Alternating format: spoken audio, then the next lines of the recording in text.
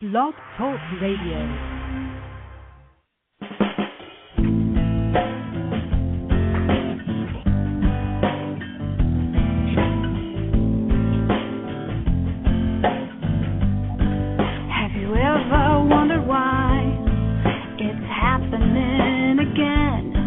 Welcome to MindShifters Radio with your co-host, the Forgiveness Doctor, Dr. Michael Ryce, and his wife, Jeanie. Michael and Jeanie share with you the wisdom of the ancient Aramaic internal process of forgiveness. They offer tools and support 5 days a week from 2 to 3 p.m. Eastern Standard Time. They will support you in building a solid foundation within yourself to live in pure love. In Aramaic, Rakhma. Michael is the author of Why Is This Happening to Me Again? For more information on Michael and Jeanie, please visit www.whyagain.com. And now your co-host, the Forgiveness Doctor, Dr. Michael and Jeanie Ryce. And the truth that is rooted within me. Hi, and welcome to MindShifters Radio. And this is the 1st of July. It's amazing how fast time flies. And we are on Memorial Day 33, I think. Michael, are you there? I am, and yes, it is Memorial Day 33.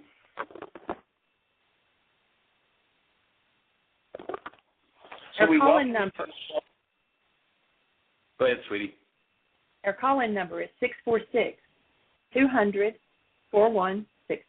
Give us a call. And we're delighted that you're with us. And when Jeanie talks about Memorial Day 33, what she's referring to is the fact that on Memorial Day, we decided that the way to really honor those who have been forced to murder in war, to be murdered, to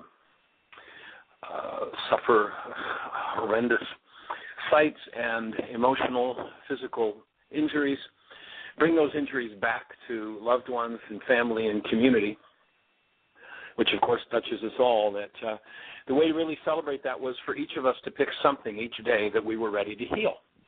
That means something that we're ready to forgive in us, some form of hostility or fear, and in removing that, become contributors to the presence of active love on the planet. And let's get rid of war. Let's work together.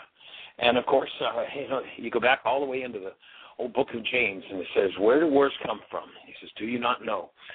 He says, stop your denial. It comes from the war within your members. In other words, inside of us. And so as we choose to really, truly honor those who have given their lives in this insanity that we humans seem to be somehow addicted to, we are going to honor them by choosing to bring healing to that dynamic globally by starting one person at a time. What are you willing to work on today? If there's something you need help with, please call us. We'll be delighted to share what we know of the Aramaic Forgiveness process. And if you're new to the show and you're not familiar with the Aramaic Forgiveness process, please go to our website, www.whyagain.com. On the right-hand side, Jeanie's got a link there that says download worksheets. And there are 3 links. The first 3 links will give you the worksheet. It will give you an explanation of the worksheet. And will give you a link to a download of our radio show where we walk a young lady named Pamela Anderson through the whole forgiveness process. And so you'll have the whole match right there. Totally, completely, 180 degrees out of phase with what the culture has taught us. We are not interested in you ever. In fact, we're going to advise you to please, please, please never forgive anybody ever again for anything. But, Michael, I've been taught all my life that that's the key. No, actually, we've been tricked. Trojan horse, we've been conned. Letting other people off the hook for what's happening inside of you does nothing to address what's happening inside of you, does nothing to change what's happening inside of you. In the ancient Aramaic language, you were given a tool. The tool is called forgiveness. It's a way that you bypassed your own hidden mind and were able to change its content, and therefore the root of all pain, which is within the person experiencing the pain. Of course, most of us in pain have been taught by our culture, well, there's somebody out there, if we just forgive them, then things will get better. Excuse me, not forgiveness, pardoning. Nice thing to do, pardon somebody, let them off the hook. But if you think you've forgiven when you've pardoned them, you've done nothing to change your internal dynamics. So will you take one issue today, do a worksheet on it, and work toward dismantling that pain, that trauma, whatever it is that you're holding in your tissue structure. Of course, how can you tell if you're holding it in your tissue structure? You're experiencing it. That's all you need to know. And once you realize that, and then you have that tool of forgiveness, you start going inside yourself and removing everything that never belonged in a human system. Not a Dr. Feel-Good process, not an easy process, because ultimately what we have to do is go back and deal with everything in our generations. That old story of the Jews spending 40 years in the desert was about most people who come to about the age of 40, unconscious, the desert, wondering, why is this happening to me again? And here's how to change it. So, Jeanie, do we have any callers online? Do we have any questions in the chat room? Is anybody going to start out our show today with something exciting? No, but if you'll adjust your mic or something, it's got a real bad echo and kind of a staticky sound coming through.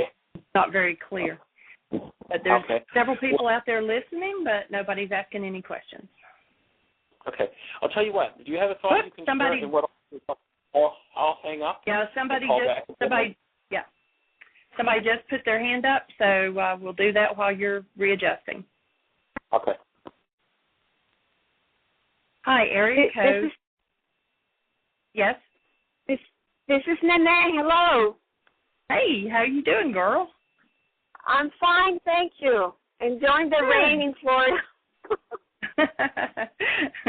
Well, it's pretty here. We're in Tennessee and just getting ready to do a family reunion this weekend. Yeah, but it's really nice weather here. Yeah. Very nice. We're glad you called in. Michael is readjusting his phone. He was coming through real staticky, so he was going to hang up and call back in. So he will be right with you. Yeah. So, I just realized it's 4th of July weekend already, Jeanie. I mean, I just realized this is so fast. I know. It's so fast. Time goes by when you're having fun. Michael, it's Nene on the phone. Oh, hey there, young lady. How are you? Hi, I'm doing fine, thank you. And, I would like to share that after the experience with the Spanish group and the teaching of the Spanish, of the process, it's like a lot of things are coming up more clear to me and very profound. And I realized that when we are in disagreement with a situation or a person, especially with a person, what's going on is that each one has its own history, story.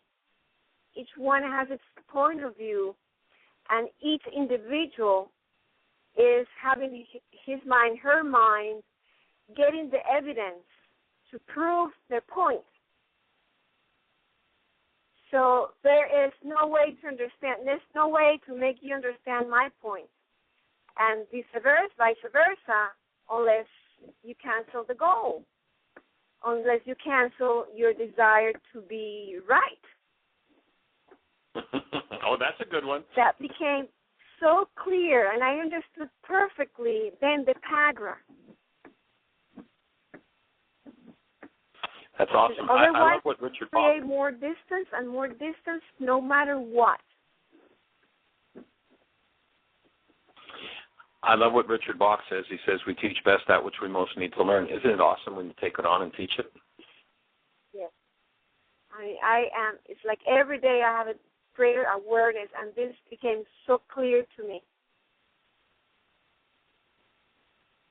Good work. Fabulous. So that means the next workshop you teach is going to be that much clearer again. Yes, definitely. Awesome. And that gave me also, okay, I'm in pain, I'm in error. Okay, I realized that, and then now my mind goes to, be quiet, keep yourself really connected to your source, and listen. That's all you can do unless the other person is already engaged in the Pagra with you, Otherwise, it's just breathing and then, let go for a moment and then prepare for the responsible communication. Otherwise, it's never going to have any agreement. No way. Right. Right on track, young lady. Awesome. Now, how's that impacted your life, learning and understanding that? Well, it impacted me because now I feel a lot more responsible and a lot more calm, more compassionate about each other. Because I know that in a moment of disagreement, I will be dealing with my issues, and the other person is also dealing with his or her issues. Right.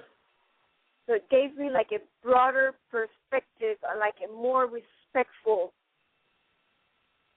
of keeping the relationship, hold the person in the heart, in the relationship, really putting it as more important than any issue.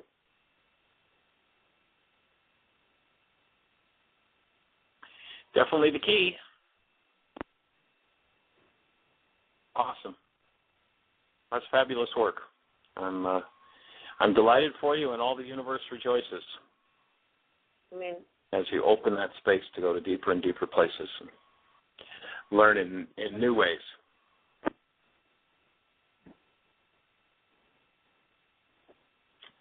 Jeanie, is my voice come back across clear?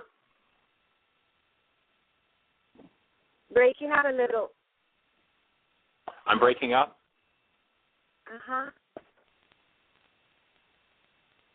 Okay, not sure what to do about that. So do you have anything else to share with us, or do you have a question or a thought?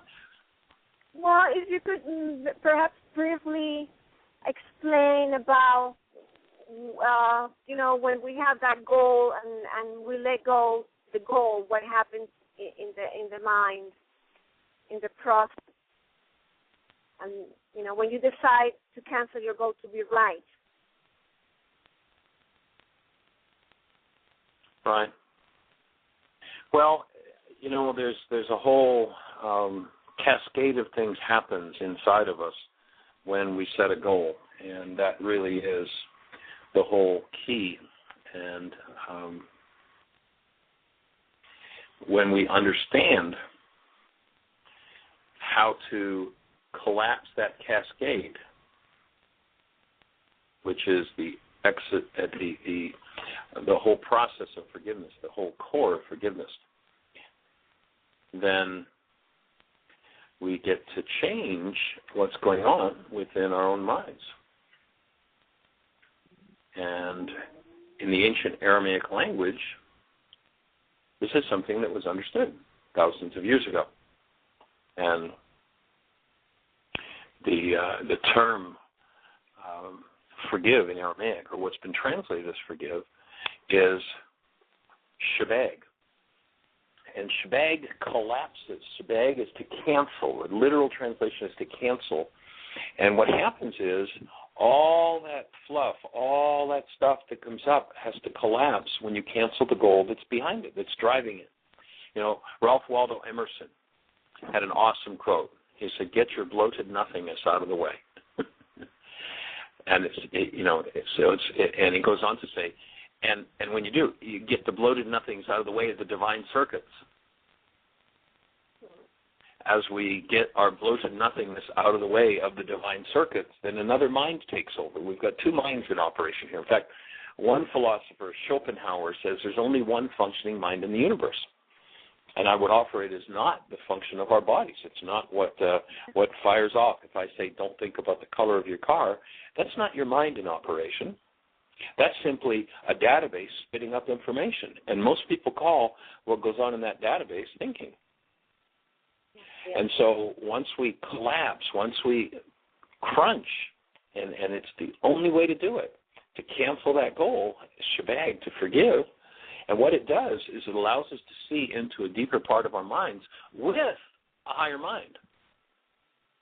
And that becomes the biggest key we could possibly get to, is opening that deeper part of our own minds. And that's just not visible as long as we are locked into the space of, but I want what I want when I want it. You know, we only have upset for somebody when we have a goal for them.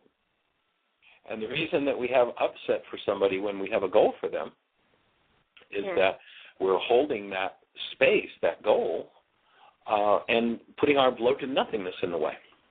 Does that make sense? Yes. So the goal puts like a stone, in the way. There's something interrupts the free flow of things, right? Say it again. I couldn't quite hear you. Yeah, I guess I understand that the goal is like an interference with the right flow of the way it should be. Well, were you on the show yesterday or the day before when I read a quote that I just came across from a physicist named David Bohm? No. Well, this one is mind-boggling because he just lays it all out, and I just ordered a book of his to see if he has a solution, because I haven't found anywhere that he understood the solution, but he certainly understood the problem. And this guy is one of the preeminent quantum physicists of all time. He's worked with theoretical physics. He worked with Einstein, and when his name is mentioned, it's right up there with Einstein. He worked with Carl Pribram doing work in neuropsychology. He worked on the Manhattan Project. I mean, the man's a giant. And here's what he says: the generally accepted assumption is thought is just telling you the way things are, and that it's not doing anything. That you are inside there deciding what to do with the information. But you don't decide what to do with the information. Thought runs you. Thought, however, gives false information that you are running it, that it is the one, but it is that you are the one who controls thought, whereas actually thought is the one which controls each one of us. And here he's speaking of thought. My take would be speaking of it as it comes from carbon-based memory, from this, what we call the body's mind, or we're actually, I've sort of named it since tapping into his work. I had the guidance to start to call it, because I've looked for years for what to call what we normally call the mind but isn't, but the replicate mind, one that just replicates. It just does the same stuff over and over. So he's talking about that mind, and then there's this other mind that's available if we can access it. So he goes on to say, thought runs you. Thought, however, gives you false information that you are running it, but you are the one who controls thought, whereas actually thought is the one which controls each one of us. Thought is creating divisions out of itself and then saying that those divisions are natural. This is another major feature of thought. Thought doesn't know it's doing something, and then it struggles against what it's doing. It doesn't want to know that it is doing it, and thought struggles against the results, trying to avoid those unpleasant results while keeping up that way of thinking. This is what I call sustained incoherence. And I'll probably read that another dozen times on the show because it's just so brilliant that he's talking about the function of this rote memory system. And what happens is we leave the true mind out of the equation by getting involved in this rote memory system. And every time we load a goal, if I say don't think about the color of your car and you accept that as a goal, that goal, through resonance, they're the brain cells that fire. And those brain cells firing are not thinking. And so Emerson, tie the Emerson in with that, get your bloated nothingness out of the way and let the divine circuits open. It's a pretty awesome insight. And basically what you've done with your commitment, I know that you took on, as of January 2nd, the commitment to do 5 worksheets a day, and you've been sticking to it. And so what you're experiencing is the effects of the divine circuits opening. The real mind, the one mind in the universe, and that is the mind that functions out of love. Otherwise, most of us are just functioning out of that state of non-being. So it's pretty interesting to do that, and isn't it awesome to let those divine circuits open in deeper and deeper and deeper ways all the time? Yeah, and then you start realizing more things. So I'm on my way home. I already have like few ideas of the worksheets for today, but I felt a greater peace when it all, like a puzzle, everything came together. I understood. I could see in that moment, like from being the observer of the two people, of me and the person I was engaging in the disagreement, and I stopped when I realized that I'm just trying to make my point the one right, and he's always trying to make his point right. So, I withdrew, like I canceled my goal immediately. I cancel, I let it go, and then I feel this peace. It's like an internal awareness that it overwhelms me. I feel that peace, that serenity. Awesome. Nice work. Yep. So pretty fabulous. Thank you. Okay, happy weekend with the family. You too. Okay. Thanks, Nene. Nene. We love you. Okay. Bye-bye. Bye. Michael, we have another caller. Oh, awesome. Cool. Area code 773. You're on the air. Hi, how are you? Good. Who we got? 773. Give us a name and where are you calling from? I'm Joellen from Chicago. Welcome, Joellen. Glad to have you on the show. Thanks. So How can we support you? How can you support me? I'm finding myself in a position where I've kind of given away my power, and I've rekindled an old relationship from a long, long time ago, and I just need to figure out if I have entirely lost, or if there's hope, and if it's just where is this whole thing going? Let's put it that way. Okay. Excellent questions. The first thing to recognize is, how do we give away our power? That's a tricky one. Most people don't understand how you do that. And the way that we give away our power is to blame somebody else for what's going on inside of us. Right. The minute that I create a result in my life, and I don't like the result, and I go, look what you did to me, I just gave my power, not to them, but to my brain's image of them. But now my power is lost to me. It's still there. It's still inside of me. It never went anywhere. You can't get rid of it, but you can lock it down through blame. And so the first thing I'd invite you to look at is to go to www.whyagain.com, www.whyagain.com, and on the right-hand side, you'll see a link that says Download Worksheets. First three links, download them, and start to do some worksheets, and maybe put your name in number 1A. The first link is instructions. Second link is the actual worksheet itself. The third link is a link to our radio show where you can download an MP3 of somebody being walked through the worksheet.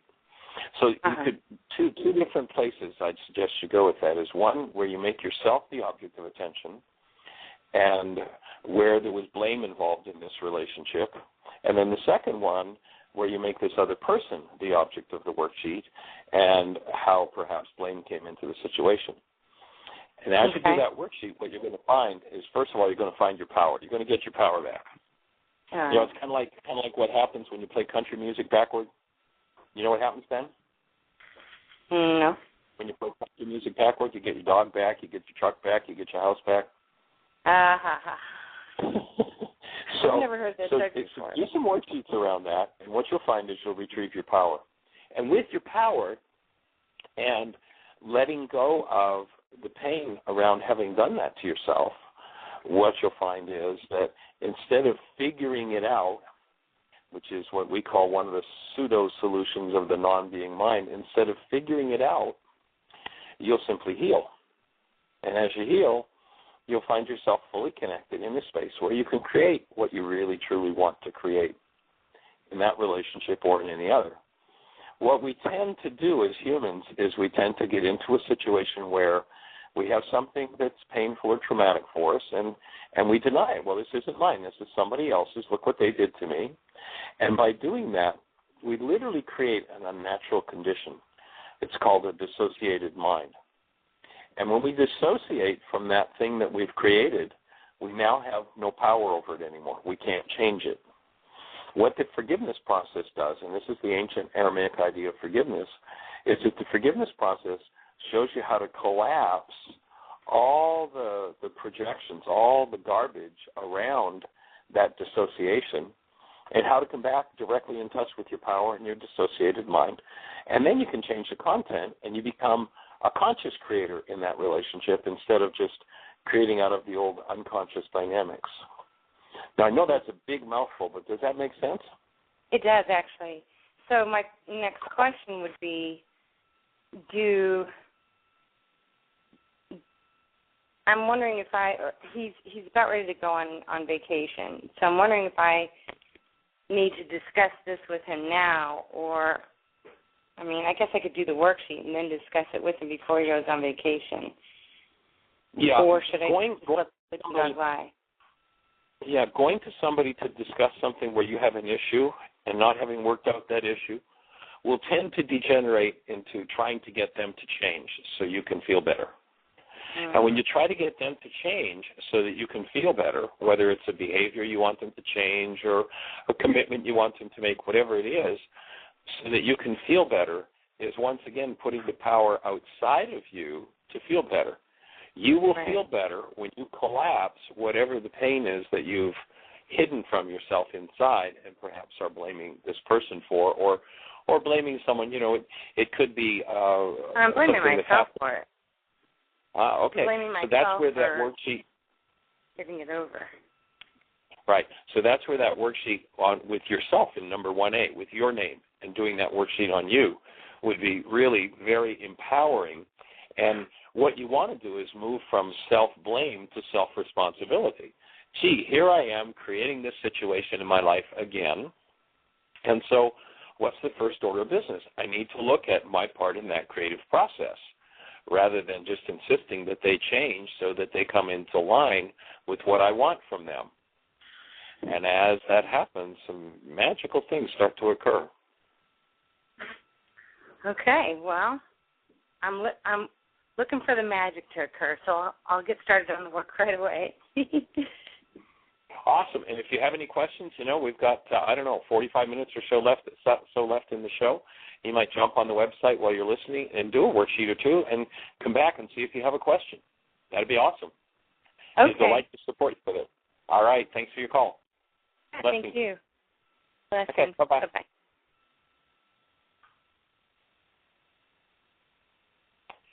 Well, dear heart, do we have any other callers or anything in the chat room to talk about?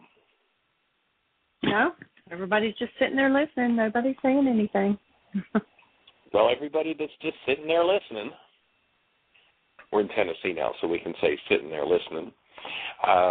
If you would, pick up the phone, 646-200-4169. What refinement could we offer you support in having in the forgiveness process or in using the tools at all? It would be just awesome to be able to support you in it. And, of course, if you have a question as a result of some work you've done and come to a point where you need more clarity, somebody else has the same question. And who knows, I might have that question, and I don't know it yet. One of the things I've discovered in 40 years of doing this work is the answers are not the important part. What's really important is the questions. And one of the beauties that I get to do, one of the awesome things that I get to share in is I get to interact with thousands of different people's questions. And, you know, people who've spent a lifetime developing questions. And here's what happens. If we can do what Emerson said about getting our bloated nothingness out of the way, the divine circuits open, and all of a sudden the answer is right there. The real key is being able to ask the question. So if you have a question that I haven't asked yet, give me the gift of calling in and asking it, and I'll do my best to get my bloated nothingness out of the way so that the divine circuits can open and the answer can come through for both of us, because we're all in this together. You know, the truth is there's only one of us. One of the other really cool things that David Bohm talks about as a physicist is that this mind, or what he calls the mind, but is really, we're going to call it the replicant mind. This replicant mind, the mind of the body, simply plays out whatever's in it over and over and over again. And so whether its answers are right, wrong, or indifferent, it doesn't matter. If a particular question comes up, bang, all that it holds about that question. If I say don't think about the color of your car, and then don't think about the color of every car you've ever had, well, all of the information about that red Cadillac that you had, about that blue Mercedes you had, about that pink Volkswagen you had, all that information will start to fire in brain cells. And so if someone asks a question about relationship, let's say they ask themselves the question about, well, how do I go about creating better relationship? And they go back to being 5 years of age when they had a challenge with somebody, and they went, well, I'm just never going to talk again when I'm in relationship. Guess what? That's stored in the body's mind. And so what happens is the body's mind, if that question's asked 50 years later, how am I going to get better relationships?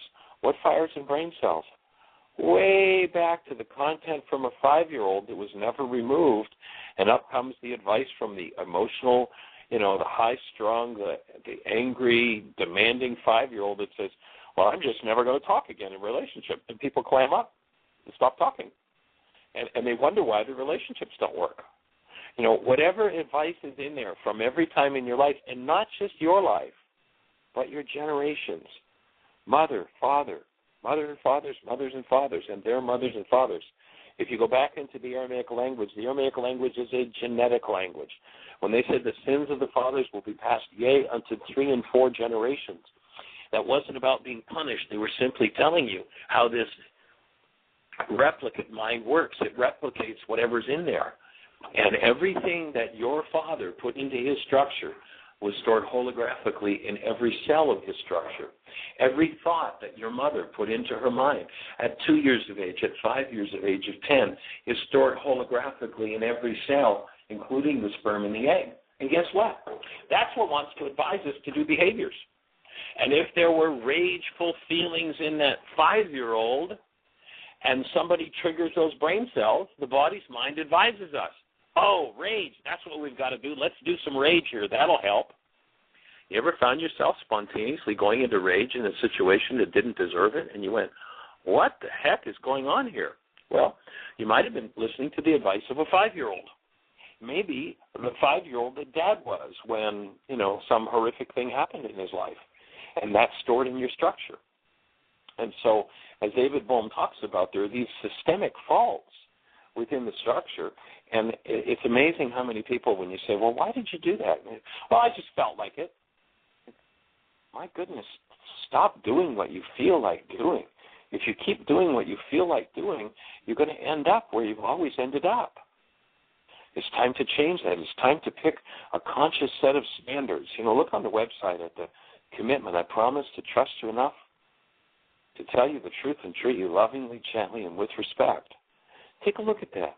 See if that makes sense for you as a standard to live by, and then turn to that higher standard, that higher set of principles for advice, rather than the content of this truly faulted database system that holds all these generations and all these ages and years of craziness. I mean, it's craziness. And we listen to it as though it has intelligence because it creates feelings, and we say, well, I just felt like it. It's time to get all that bloated nothingness out of the way and let the divine circuits open. You have in you a mind that is a true mind that is designed to function on the power supply of love, not hostility and fear. And that power supply is there for you anytime you want to connect to it. But if you're doing what you feel like doing and you're doing what the generations did, one of my favorite questions to ask people when they're in the middle of stress and trauma and they're raging or puking on somebody, whatever they're doing, one of my favorite questions to ask is, how did it feel when your power person did that to you? And they go, well, how did you know my power person did that to me? Well, because all I have to do is watch you under stress, and I know exactly what your power person did to you. And what did it feel like? It felt like hell, right? Why are you doing it to somebody else?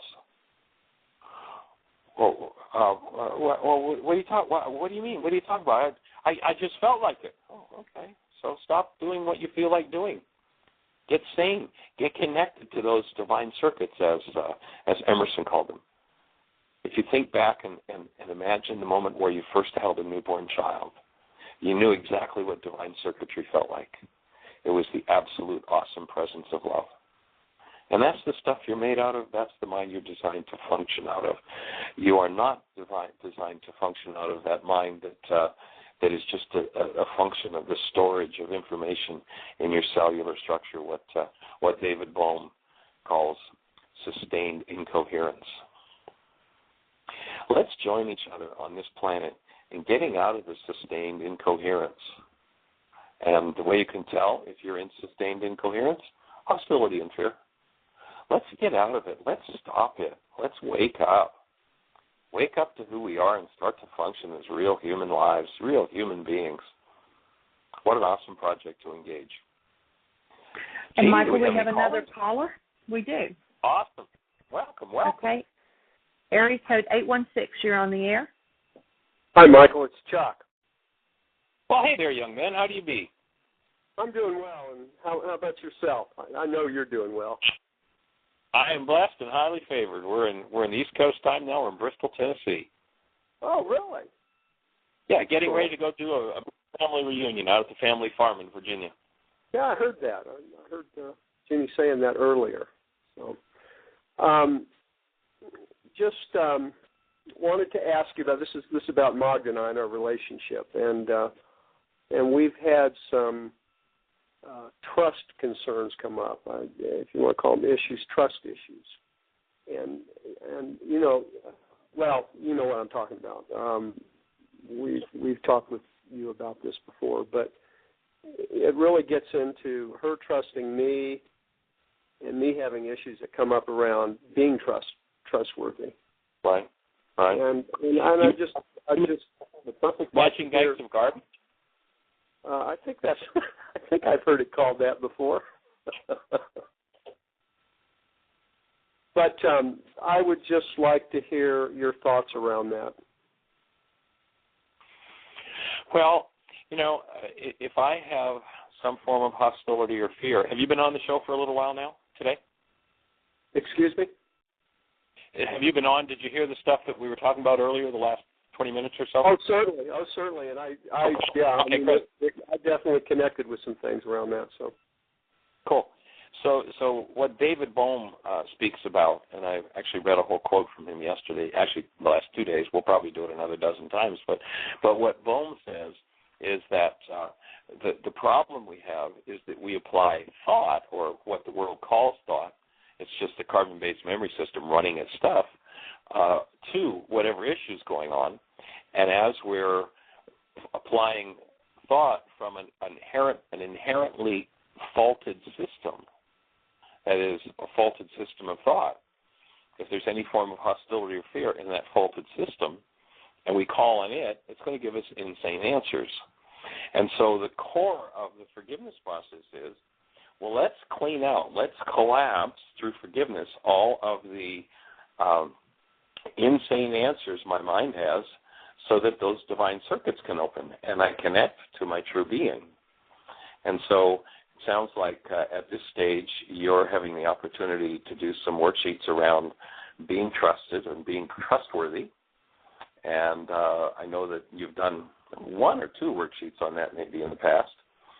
And when I spoke to you guys last week, it sounded like you were at a new level of connectedness, a new level of aliveness in your relationship.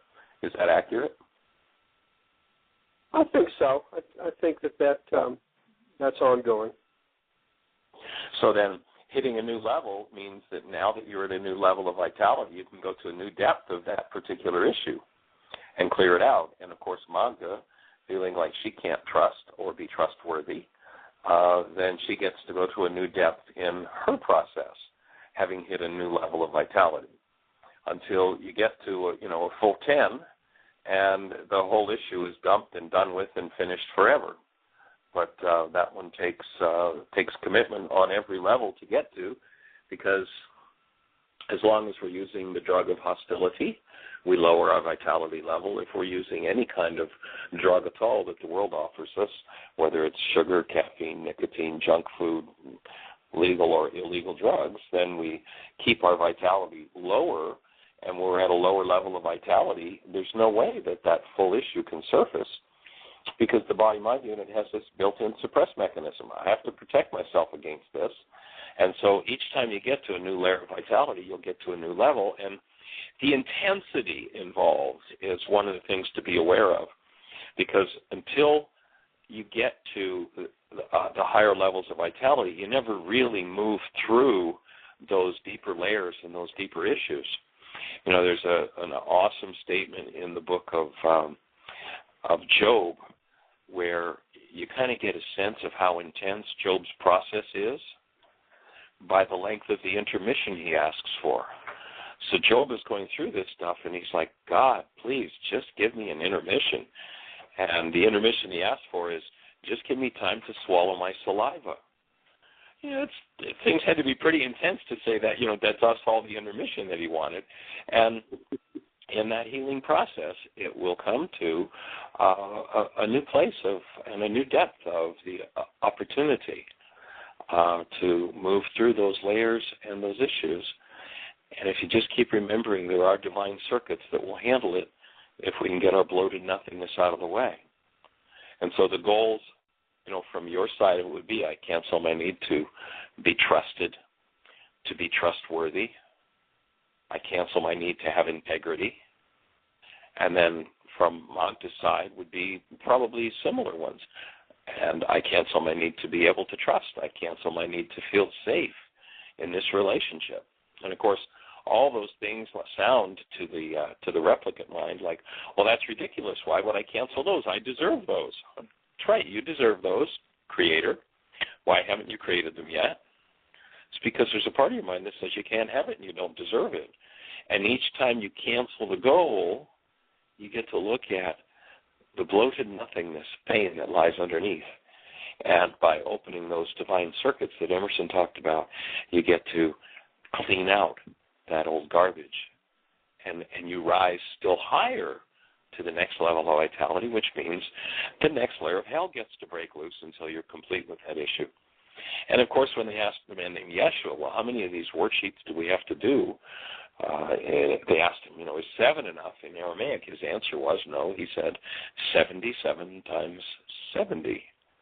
How many times will you forgive? An infinite number of times until you're finished with your bloated nothingness, the hostility and fear. And, of course, it all seems really serious and heavy-duty when it's going on. And, the truth is it's just our human stuff that we're going through. And when we get to our divine self, we get to that original connected space of love and joy there, whole new awesome levels of things happen in our lives. And that's a space I would hold for you guys. And, of course, we look forward to having you at Laws of Living. And that would be awesome. If you all decide to show up a little earlier, that might be helpful too. We're going to have a small crew this year, so if you feel inclined to be there a little earlier, that would be helpful, and there'd be some classes to sit in on as well. So we're just kind of rolling along. Well, thank you. Thank you for the questions. Is there anything else, any other support or refinement I can offer? That's what's going on right now.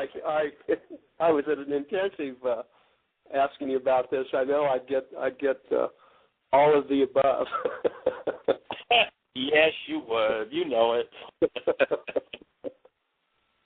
But and then, of course, then you might get also lay down on the floor and breathe, and get the breath moving into that pattern, and clearing it out on new levels. So we'll hold a space that if it's not totally worked through by the time you get there for Laws of Living, we'll hold a space that we are able to find the skills to resonate all of that and then support you moving through it. That would be awesome. I appreciate it. An awesome opportunity for us. Thank you. You're most welcome. Appreciate your call. Jeanie? Are we stirring anybody up in the chat room that has any thoughts about what we're offering? Joe, Ella is asking which of the worksheets does she need to do. So you want her to do the 7-step forgiveness, right? Yes, I'd start with the first 3 links. That'll give you the worksheet and the instructions for it, and we'll also give you a walkthrough from one of our earlier radio shows of the whole process. And Joella, I will put those direct links into the chat room there too. But if you go to whyagain.com and then click on download worksheets, then it's the first 3 that he's talking about. But I'll also put the direct links into the chat room for you. That's all that's going on right now, Michael. Awesome, cool. Well, do we have David with us today? David is on. Tim's not out there. Yeah, Tim, I talked to Tim earlier today, and he said he might not make it to the show today. Right, but David's on. Hey, David, how do you be, sir? To hear Chuck's voice and know that they're getting ready to hang out here for a little bit. So I'm just getting ready here at the home heartland, and nice to hear people calling in and having that particular support with all of it. And the whole idea of to continue to hear it daily through the show and to do the work. And the real key to me is putting the pen to the paper, as you say, is that each time that I do that, each time that I listen into the show, each time that I do even one worksheet, well, then it connects. It makes that connection. It severs one connection and opens up another connection. I remember an analogy that a friend of mine used to use was like he said, we've got all of these connections like strands of spaghetti, and each time that we come from, he did use this words of hostility and fear, but each time that we do something and we snip one of those little strands, well, then we're disconnected from them. And then pretty soon, and that's a good way for me to look at, wow, each time that I'm in my mind, in the way that I have it wired up there, then I can sever the ones with the hostility and fear, dissolve those, and connect, put that charge onto my highest guidance, which is always within. And that's been a pretty good challenge for me. I've been working on it quite diligently lately about the sources from within, and that's been a real challenge for me looking at that. I understand. Been there, done that. Yeah, still there. It is an ongoing challenge. Pardon me? It is certainly an ongoing challenge. One of the wonderful things that I get to do with doing this work on an ongoing basis, and as you know, you've been doing it more and more too, is that I get to keep my own mind engaged in the process. Otherwise, I can see that my own tendency would be to succumb to this replicant mind, to succumb to its advice, because of course we've been listening to its advice for 1,000 generations, and it's time for us to put an end to those generations. Get out of the desert, man. Let's get out of here. 40 years is enough, and get back to the true mind. And I love how Emerson says it. Get your bloated nothingness out of the way. You do that by canceling goals. Whatever it is that your non-being mind wants, whatever your mind says, I need this to make me happy, I promise if you get that this instant, you will not be happy, because that's got nothing to do with the happiness. And when you cancel that goal, you'll clear another level out and expose it to the divine circuits. And there's nothing in the world that even starts to approximate that. And the major attribute of the non-being mind, if you remember from physics class and back in school, the definition of inertia says that a particular body moving in a particular direction, a particular rate of speed, will tend to continue to move in that direction at that rate of speed until it's acted upon by an outside force. And until we become that outside force, we're going to get stuck in that same old game, that same old dynamic. And so that those divine circuits, the connection to our original created essence, love, instead of our hostility and fear, is what empowers us to become that outside force. And what an awesome opportunity. And what an awesome blessing. And, were you on, David, when Nene called in? Pardon me? I say, were you on when Nene called in at the beginning of the show? I was, and then I had to break off there right when you got the beginning of right as she completed with that. So, yeah, I listened to her. It's great to hear, the breakthroughs and the acknowledgement that she acknowledged the work that she's been doing with it, because it does make a difference. Yeah, the clarity that she got in teaching it. It's just it's worked, and so that I get to do it on this ongoing basis, ongoing, and as you have the experience too, that you get to do it on an ongoing basis. It's just so absolutely awesome. Mm-hmm. That there's something I'd like to add today, and maybe it's something that we'll look at doing on the show. As we talked about the Mayan calendar, and sometimes at one time when we were checking out what's the energy and what's the galactic tones and what's the signs for today, and it's a good day for. And I watched part of the video last night, the second half of the video last night, and was reminded of a very important thing, and I think it lines up with what we're talking about here. One of the things to do is that the universe is on a schedule, and to align with that energy for the day, whatever that it is, and just as a reminder that there's a universal creation that's happening, and when I acknowledge that and tap that, it opens up the space for me to receive and be part of that rather than resistant of that. And so the day, it's a good day to open to new beginning.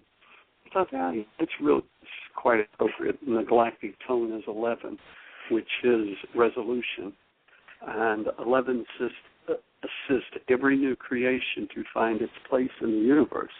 In the process of, quote, fitting in, unquote, some modifications must occur. 11 is the energy of dynamic actions, facilitating change, simplification, and improvement. So, listening to Nene and the caller, new caller calling in, it is a good day to open to new beginnings with that. So, for sure. It is an excellent thing to do, and for those who might not be familiar with what David's talking about, there's an awesome video online that you can watch. I believe it's at Mayan Magic, the Mayan calendar, Mayan Magic's MAGICS, or MAGIX. No, it's www.mayanmagix.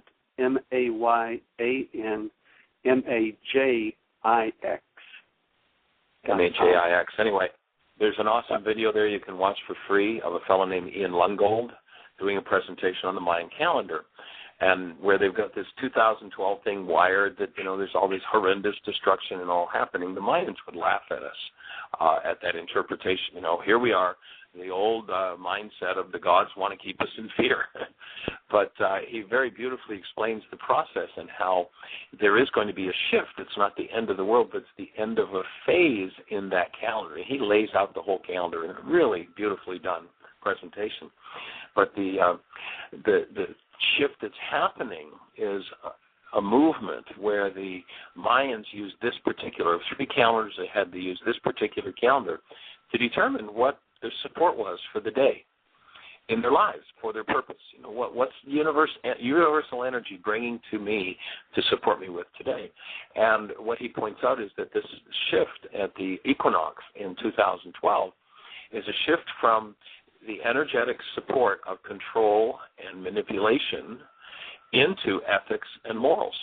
And so there's, yes, there's going to be a big change because, and you see all these huge power structures around the world. You know, this stuff that's happening in the Middle East and the breaking down of the control and insane power structures, the people here who are claiming their liberty and around the world is part of this energetic shift that's gradually coming in and will culminate, and that shift will occur. You know, the focus of it occurs in 2012, in December, and that's when we get universal support for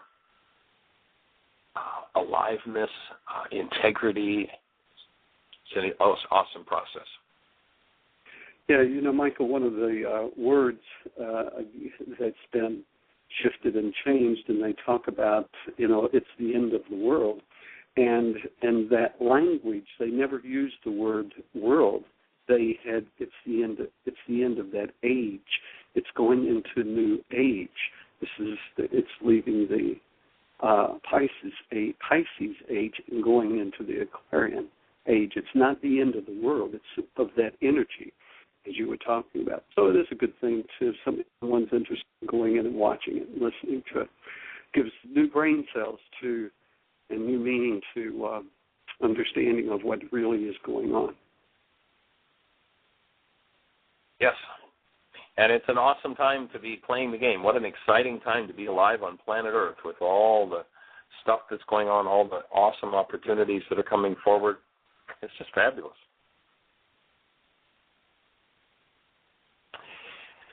So any questions or thoughts in the chat room? Any other calls coming in, sweetie? Hold on one second. No, but also that Ian Lungold link is on their website. If you go to whyagain.com/links.php, then I've got that out there as well, so people can pick it up. But no, there's no questions or anything. Have I told you lately I really appreciate what you do and how you touch people's lives and how awesome your presence is and your genius? It's smoke and mirrors. And as far as the end of the world next year, it can't end. I'm graduating in December of next year. There you go. It's got to hang around and let me do that. Absolutely. Well, and congratulations, too, on just how committed you are to be doing this. I mean, nobody knows how much work this woman is doing while we're on the road. I mean, we've been in, I don't know how many cities and how many states in the last few months, and Jeanie just keeps moving forward, paper after paper, hours and hours and hours writing these papers and writing a 4.0 average and making it look graceful. It's pretty awesome. Anyway, I'm blessed to get to play with you. Thank you. And you too. It's smoke and mirrors. So we're down to the last few seconds, and we appreciate you being here. Thank you for those who called in. That's really what makes the show light up and alive when we get real-time questions, which we all have. If you're ready to take your work to the next level, check our website, www.whyagain.com. We're beginning our 9-day Why Is This Happening to Me Again and teacher training Laws of Living on July the 18th. And so please, come play with us at Heartland. Have an awesome time. Blessings. Create the best year yet of your eternal life. Remember, thank you for listening to MindShifters Radio with the Forgiveness Doctor, Dr. Michael Ryce, and his wife, Jeanie, who present the internal Aramaic process of forgiveness. Michael and Jeanie are here every Monday through Friday from 2 to 3 p.m. Eastern Standard Time on Earth Angels Radio.